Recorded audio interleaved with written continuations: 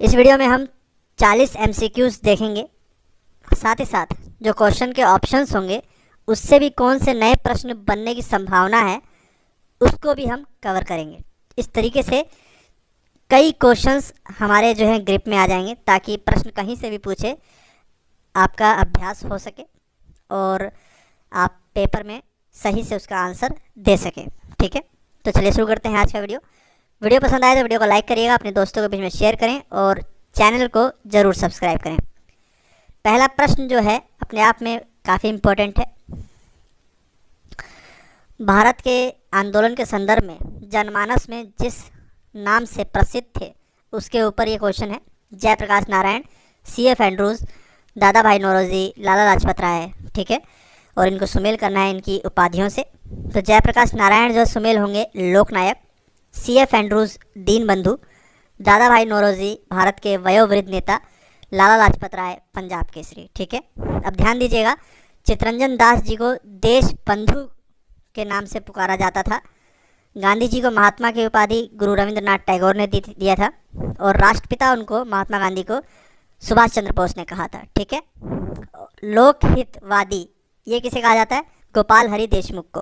ठीक है, तो इस तरीके से क्वेश्चन पूछे जाते हैं, आपको ध्यान रखना है।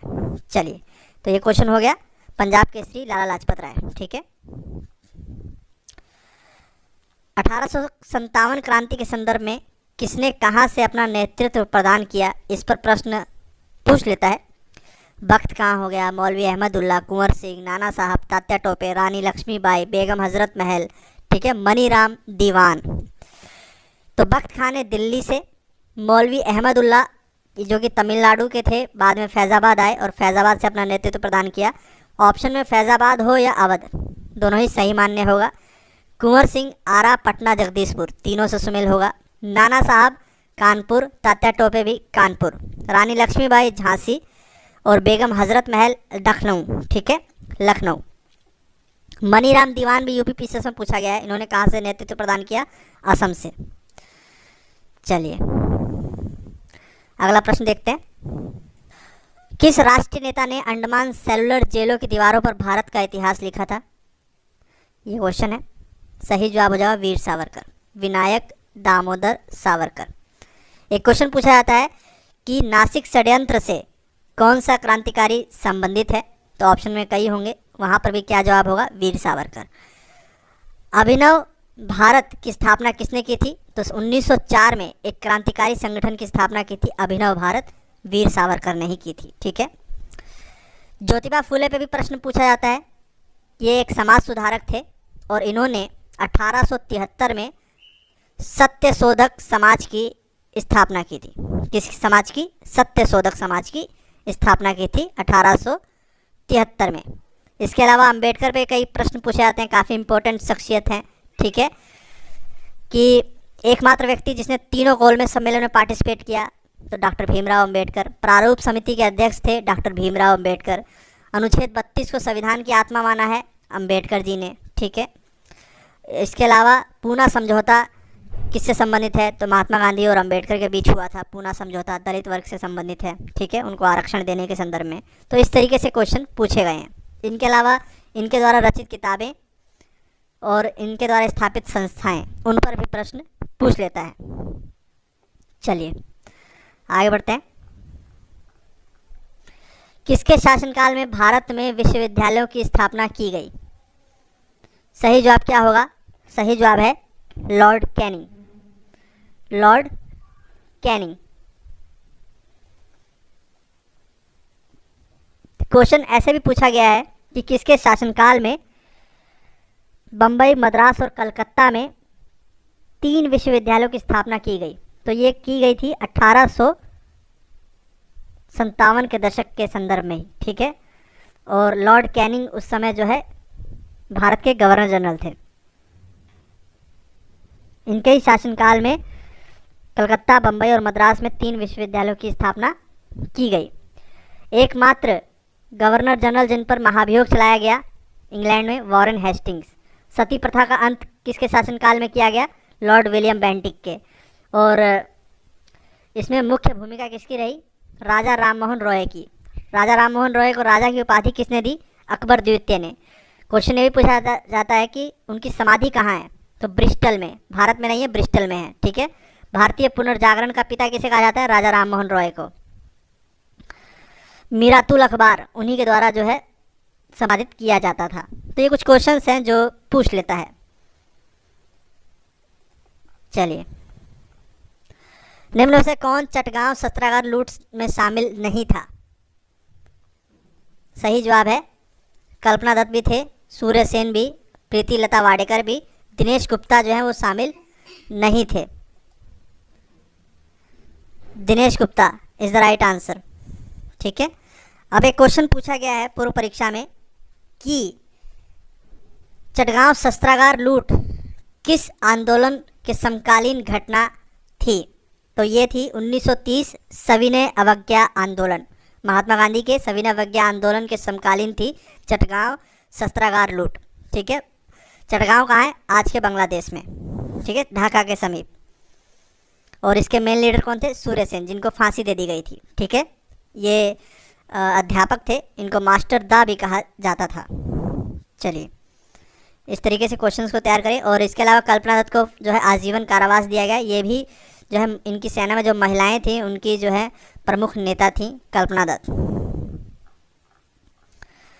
निम्न में से किस घटना के बाद ईस्ट इंडिया कंपनी बंगाल सूबे में निर्णायक भूमिका निभाने लगी, तो सही जवाब हो जाएगा, ये क्वेश्चन मैंने कराया हुआ है, ऑप्शन ए, बक्सर का युद्ध 1764। ठीक है। प्लासी का युद्ध भी ध्यान रखना है 23 जून 1757, लेकिन बक्सर का युद्ध ज़्यादा निर्णायक रहा।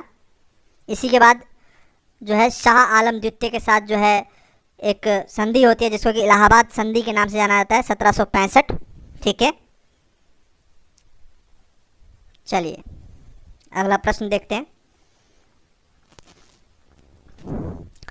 निम्न में से किस संधि के माध्यम से पेशवा का स्वतंत्र अस्तित्व समाप्त कर दिया गया। ये क्वेश्चन पूछा जा चुका है यूपीपीएससी में। सही जवाब होगा बसीन की संधि। 1802 में वेलेजली के साथ सहायक संधि स्वीकार की गई और इस बसीन की संधि के बाद पेशवा का स्वतंत्र अस्तित्व समाप्त हो गया। इस तरह के प्रश्नों के लिए आपको तैयार रहना है। ठीक है। बसीन की संधि। इसके अलावा मैंने नोट्स में पुरंदर की संधि, सलबाई की संधि भी बताई है, तो इसका भी वर्षकाल आपको पता होना चाहिए। मुस्लिम लीग ने पृथक मुस्लिम राष्ट्र की मांग को कब स्वीकार किया। 1906 में खिलाफत आंदोलन के दौरान सविनय अवज्ञा आंदोलन के विरोध करते हुए 1940 के लाहौर अधिवेशन में। सही जवाब क्या होगा, सही जवाब है ऑप्शन डी, 1940 के लाहौर अधिवेशन में। ठीक है।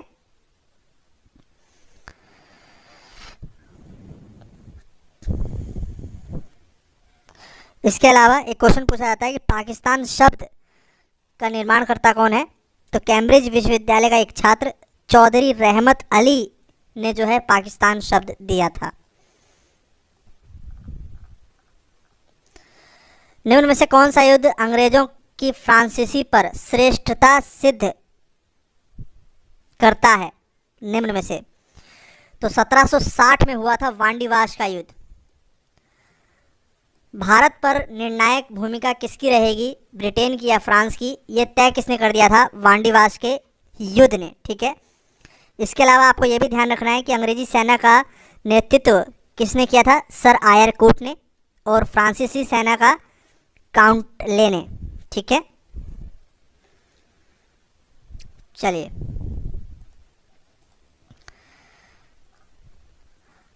किसने भारत में प्रथम अंग्रेजी समाचार पत्र का संपादन प्रारंभ किया था, जे.ए. हिकी। ठीक है, जे.ए. हिकी ने। और कब किया था, 1780 में। इसके अलावा बंकीधम को आधुनिक प्रेस का जन्मदाता कहा जाता है। ठीक है। भारत में राष्ट्रीय प्रेस की स्थापना का श्रेय किसको दिया जाता है, राजा राम मोहन रॉय को। और इन्होंने संवाद, कौमुदी और मीरातुल उल अखबार 1822 में प्रारंभ किया था। तो राजा राम मोहन रॉय से मैंने स्टार्टिंग में जो फैक्ट बताया था उसमें 2 फैक्ट ये भी जोड़ लीजिएगा, संवाद कौमुदी और मीरातुल अखबार का संपादन किसने किया? राजा राम मोहन रॉय ने। काफ़ी टैलेंटेड व्यक्ति थे। अहमदाबाद सत्याग्रह किसके विरोध में चलाया गया था? तो अहमदाबाद सत्याग्रह जो है 1918 में भारतीय मिल मालिक और गैर सरकारी कर्मचारियों के द्वारा जो है चलाया गया था, उनके द्वारा, मजदूरों द्वारा। मजदूरों के लिए प्लेग बोनस से संबंधित है आपका अहमदाबाद सत्याग्रह, ठीक है। चलिए, प्लेग बोनस, इस पर प्रश्न पूछ लेता है। किस अधिनियम के माध्यम से भारतीयों को विधायिका में अधिक प्रतिनिधित्व दिया गया? यह अधिनियम पृथक निर्वाचन प्रणाली के संदर्भ में भी कई बार ये क्वेश्चन पूछा गया है। तो सही जवाब क्या है आपका? ऑप्शन ए, भारत परिषद अधिनियम, मार्ले मिंटो अधिनियम भी जिसको जाना जाता है। और इसका दूसरा नाम क्या है? पृथक निर्वाचन प्रणाली किस अधिनियम के द्वारा लागू की गई? तो भारत परिषद अधिनियम 1909, ठीक है। तो इसको ध्यान रखिएगा, ऑप्शन ए। चलिए आगे बढ़ते हैं। यहाँ पे सुमेल करना है। लॉर्ड क्लाइव, लॉर्ड क्लाइव किससे संबंधित है? बंगाल में द्वैत शासन लागू करने से, लॉर्ड वेलेजली सहायक संधि से, लॉर्ड डलहौजी हड़प नीति से, राज्य हड़प नीति से, और लॉर्ड कर्जन विश्वविद्यालय अधिनियम से। इसके अलावा बंगाल विभाजन भी हो तो भी लॉर्ड कर्जन ही होगा। विश्वविद्यालय अधिनियम जो है तो भी लॉर्ड कर्जन। सबसे लंबा शासनकाल किसका था? लॉर्ड कर्जन का ही, ठीक है। तो ये कुछ क्वेश्चंस हैं जो इस तरह से ही पूछा जा सकता है। आगे है, सलवाई की संधि है, अमृतसर की संधि है, बसीन की संधि है, इनको सुमेल करना है। तो इनका वर्षकाल मैंने आपको बताया हुआ है, फिर से मैं बताऊंगा। सलवाई की संधि 1782 अंग्रेजों और सिंधिया के बीच में हुई थी। श्रीरंगपट्टनम की संधि टीपू और ईस्ट इंडिया कंपनी के बीच में 1792। बसीन की संधि बाजीराव द्वितीय और ईस्ट इंडिया कंपनी के बीच में 1802। अमृतसर की संधि 1809। इस हिसाब से सही जवाब है सबसे पहले 4, सलवाई की संधि, फिर श्रीरंगपट्टनम की संधि, फिर आएगा बसीन की संधि और फिर आएगा अमृतसर की संधि, ठीक है। वर्षकाल इंपॉर्टेंट है, ध्यान रखिएगा। फिर से सुन लीजिए, सलवाई की संधि 1782, श्रीरंगपट्टनम की संधि 1792, बसीन की संधि 1802, अमृतसर की संधि 1809। भारत सरकार अधिनियम 1919 जाना जाता है मॉन्टेग्यू चेम्सफोर्ड अधिनियम, जबकि 1909 मार्ले मिंटो अधिनियम, ठीक है। तो ये क्वेश्चन बहुत फेमस है, 1909 वाला भी और 1919 वाला भी। इस अधिनियम में पहली बार उत्तरदायी शासन को स्पष्ट प्रयोग किया गया था। तो क्वेश्चन इस तरह से ही पूछा जा सकता है, उत्तरदायी शासन की व्यवस्था किस अधिनियम में दिखाई पड़ती है? भारत सरकार अधिनियम 1919, ठीक है। प्रांतों में द्वैत शासन लागू करने वाला अधिनियम कौन सा था? 1919, जिसको समाप्त कब किया गया? 1935 में, ठीक है। काफी इंपॉर्टेंट क्वेश्चन है। चलिए, किसे भारतीय राष्ट्रीय कांग्रेस का पिता कहा जाता है? भारतीय राष्ट्रीय कांग्रेस लॉर्ड डफरिन के समय जो है इसकी स्थापना हुई 1885 में, और पिता किसे कहा जाता है? एओ ह्यूम को, ठीक है। और इन्होंने कांग्रेस की स्थापना किया। पहले अध्यक्ष कौन थे? व्योमेश चंद्र बनर्जी। पहले मुस्लिम अध्यक्ष बदरुद्दीन तैयब जी, ठीक है।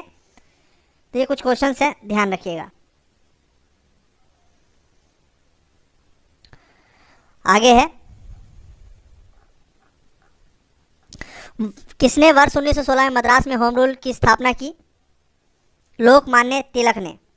लोकमान्य तिलक ने जो है होम रूल लीग की स्थापना की। इसके अलावा एक और होम रूल था देश में जिसकी स्थापना एनी बेसेंट ने की थी, लेकिन सबसे ज़्यादा पॉपुलर हुआ लोकमान्य तिलक का। इन्होंने ही जो है गणेश उत्सव जो है भारत में बनाया था, एकता का जो प्रतीक बना आगे चल करके। और इसका मुख्यालय कहाँ था होम रूल का? मद्रास के अड्यार में, ठीक है। एनी बेसेंट द्वारा जो स्थापना की गई थी।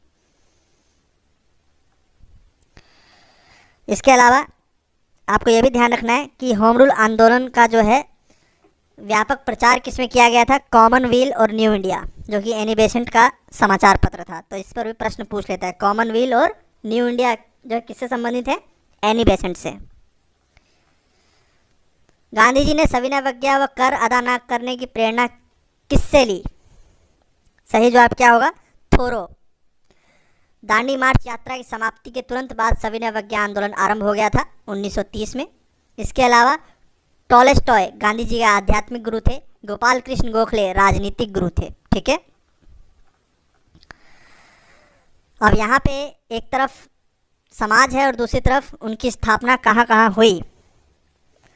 तो ब्रह्म समाज की स्थापना राजा राम मोहन रॉय द्वारा की गई थी 1828 में। कहाँ पर, बंगाल में।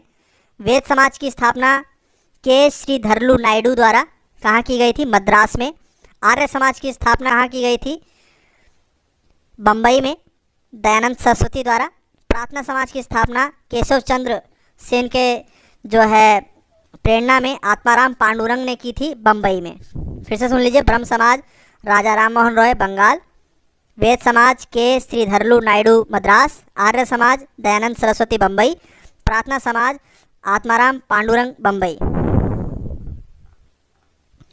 आज़ाद हिंद फौज मुकदमे से निम्न में से कौन संबंधित था? तो आज़ाद हिंद फौज का गठन से संबंधित श्रेय किसको दिया जाता है, कैप्टन मोहन सिंह को। ठीक है, और द्वितीय विश्व युद्ध से संबंधित है आपकी आज़ाद हिंद फौज, उस समय गठित की गई थी।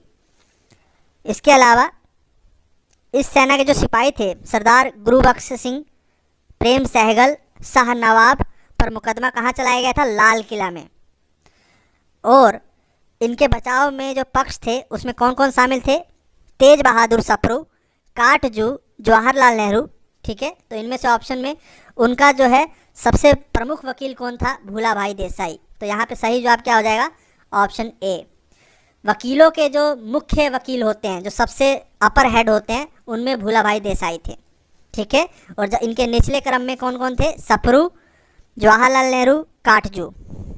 चलिए आगे देखते हैं।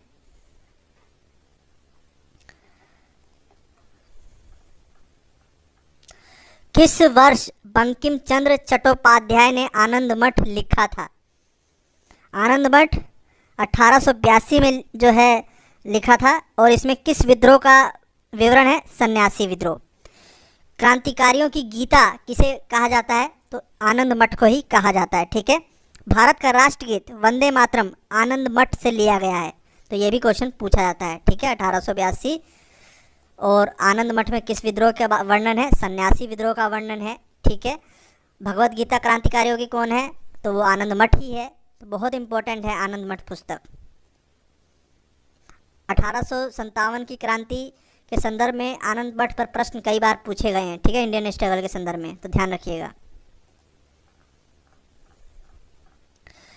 निम्न में से किसको भारत में अंग्रेजी शिक्षा को प्रारंभ करने का श्रेय जाता है, किसको जाता है? सही जवाब है लॉर्ड मैकाले। ठीक है, ऑप्शन बी।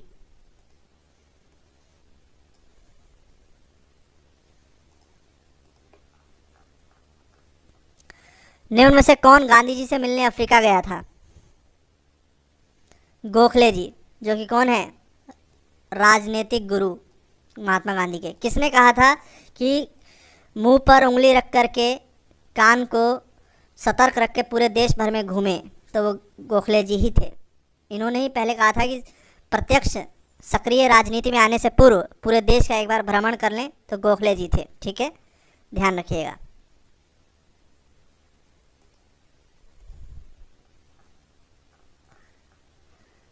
किस शिक्षा रिपोर्ट के बाद कलकत्ता विश्वविद्यालय अस्तित्व में आया? सही जवाब है वुड डिस्पैच। 1854 के चार्ल्स वुड डिस्पैच की अध्यक्षता में गठित समिति ने भारत में भावी शिक्षा के लिए एक योजना तैयार की थी, जो आगे चल के चार्ल्स वुड डिस्पैच के नाम से विख्यात हुई, जिसको कि भारतीय शिक्षा का मैग्ना कार्टा भी कहा जाता है। सीधा सीधा क्वेश्चन पूछा जाता है कि भारतीय शिक्षा का मैग्ना कार्टा किसे कहा जाता है, तो वुड डिस्पैच को। ठीक है, तो क्वेश्चन गलत नहीं होना चाहिए। और इसी के आधार पर लॉर्ड कैनिंग के शासनकाल में 3 विश्वविद्यालयों की स्थापना की गई थी, कलकत्ता, बम्बई, मद्रास। तो यहाँ से भी प्रश्न बन सकता है, ठीक है। इसका आधार क्या था? 3 विश्वविद्यालयों की स्थापना की, तो वुड डिस्पैच 1854। मुस्लिम लीग की स्थापना किस वर्ष हुई? तो 30 दिसंबर 1906 में लॉर्ड वायसराय लॉर्ड मिंटो के द्वितीय के शासनकाल में ढाका में स्थापना हुई। किसके द्वारा? नवाब सलीमुल्लाह खां वकार उल मुल्क, ठीक है। तो इस बात को ध्यान रखिएगा। 1906 वायसराय थे लॉर्ड मिंटो, और किसके द्वारा? ढाका में नवाब सलीमुल्लाह खां वकार उल मुल्क। सरफरोशी की तमन्ना अब हमारे दिल में है, किसके द्वारा लिखा गया था? तो ये लिखा गया था राम प्रसाद बिस्मिल, ठीक है। और हिंदुस्तान रिपब्लिकन एसोसिएशन, जिसकी स्थापना कब की गई थी? 1924 में। कहाँ की गई थी? कानपुर। तो उनके संस्थापक सदस्यों में से एक थे राम प्रसाद बिस्मिल थे, चंद्रशेखर आज़ाद ने उनकी स्थापना की थी, ठीक है। काफ़ी इंपॉर्टेंट पर्सन। क्वेश्चन एक बनता है कि इनकी समाधि कहाँ है, राम प्रसाद बिस्मिल की? कमेंट करके बताइएगा। भारतीय राष्ट्रीय कांग्रेस की पहली महिला अध्यक्ष कौन थी? पहली महिला अध्यक्ष पूछा है तो श्रीमती एनी बेसेंट, ठीक है। अब अगर पूछ ले पहली भारतीय महिला अध्यक्ष कौन थी, तो सरोजनी नायडू। क्वेश्चन क्या पूछता है ये ज़्यादा इंपॉर्टेंट है। पहली महिला अध्यक्ष पूछा है तो श्रीमती एनी बेसेंट, पहली भारतीय महिला अध्यक्ष कौन थी, तो श्रीमती सरोजनी नायडू हो जाएगा। इसके अलावा अरुणा आसफ अली पे भी प्रश्न पूछा जाता है। तो भारत छोड़ो आंदोलन के दौरान बहुत ज़्यादा सक्रिय थी, ये भूमिगत हो गई थी, और रेडियो का संचालन किया था अरुणा आसफ अली ने, ठीक है। भारत में किस वायसराय को स्वशासन के जनक के रूप में जाना जाता है? तो वो है लॉर्ड रिपन, स्थानीय स्वशासन का जनक लॉर्ड रिपन, ठीक है, ध्यान रखना है। इन्होंने प्रेस एक्ट का प्रवर्तन भी किया था। लिटन प्रेस एक्ट को लेके आया था, यानी कि सेंसर बोर्ड इसने स्थापना की थी, जिसने कि समाचार पत्रों पर प्रतिबंध लगा दिया था, और रिपन ने उस प्रतिबंध को हटाया था।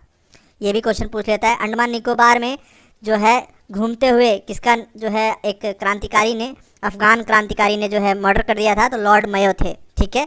और जनगणना कराने का श्रेय भी लॉर्ड मयो को ही दिया जाता है।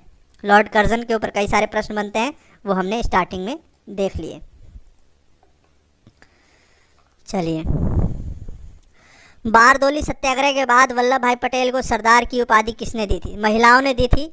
महिलाओं के पुकारने के बाद महात्मा गांधी जी ने इनको पुकारा, ठीक है। चलिए,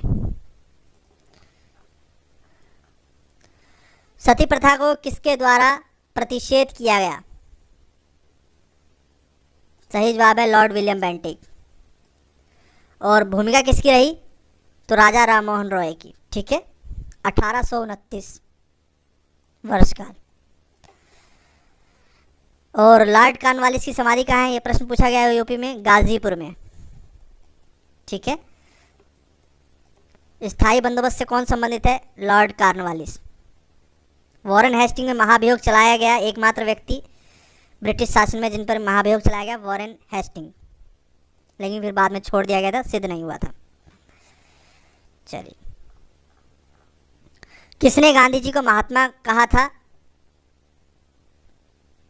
तो 1917 के चंपारण आंदोलन के संदर्भ में इनको महात्मा की उपाधि किसने दी? रविंद्रनाथ टैगोर ने।